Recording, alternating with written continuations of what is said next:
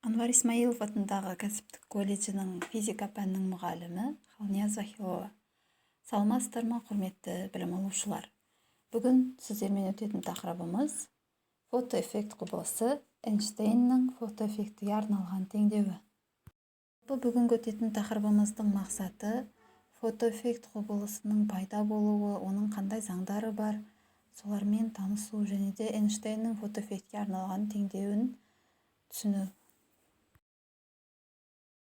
Фотоэффект дегеніміз түскен жарықтың әсерінен заттан электрондардың ұшып шығу құбылысын айтады. 1887 жылы Генрих Герц фотоэффект құбылысын ашты. Ауасы сорылған шыны баллонға екі электрод бекітілген. Электродтарға шамасын өзгерте алатын кернеу беріледі. Электродқа бекітілген теріс бөліске, яғни катодқа жарық сәулесі бағытталады. Жарық катодтан электрондарды ыршытып шығарады. Сонда катод оң зарядталады. Шығарылған электрондардың бір бөлігі катодқа қайта оралады. Қалған бөлігі анодқа жетеді де ток түзеді. Кернеу артқанда анодқа жеткен электрондардың үлесі артады және тізбекте ток артады. Қашан барлық шығарылған электрондар анодқа жеткенше ток қанығады, оның артуы тоқтайды. Фотоэффектіні зерттеуге арналған эксперименттік қондырғының схемасы. Бірінші катод, екінші ультракүлгін сәуле, үшінші кварц терезесі, төртінші анод, бесінші ауасы сорылған баллон, алтыншы электроөлшеуіш приборлар, жетінші потенцинометр, сегізінші кернеу көзі, тоғызыншы кілт.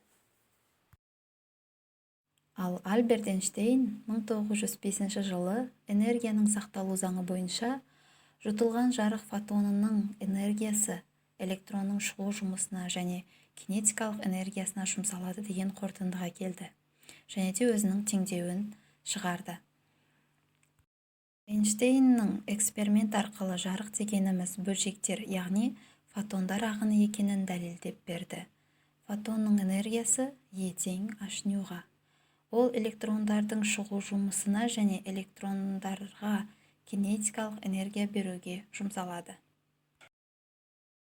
Ал енді фотоэффектке байланысты есеп шығаратын болсақ, ең бірінші біз берілген жазып аламыз. Яғни бізде фотоэффектінің қызыл шекарасы берілген және де шығу жұмысын анықтауымыз керек. Екінші, осы шығу жұмысының негізгі формуласын жазып аламыз және де бізге қажетті шамаларды анықтайтын боламыз.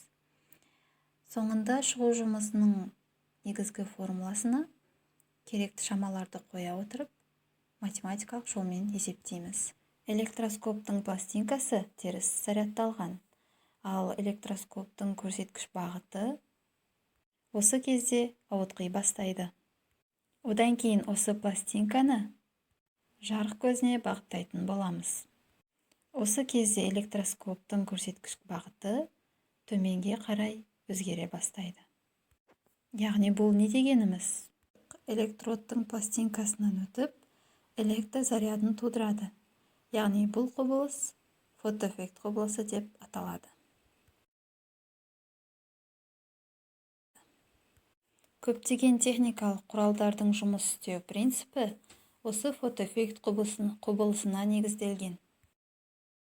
Жаңа тақырыпты бекіту мақсатында сіздерге сұрақтар берілген. Осы сұрақтарға жауап жазып, маған кері байланыс жасай отырып жібересіздер.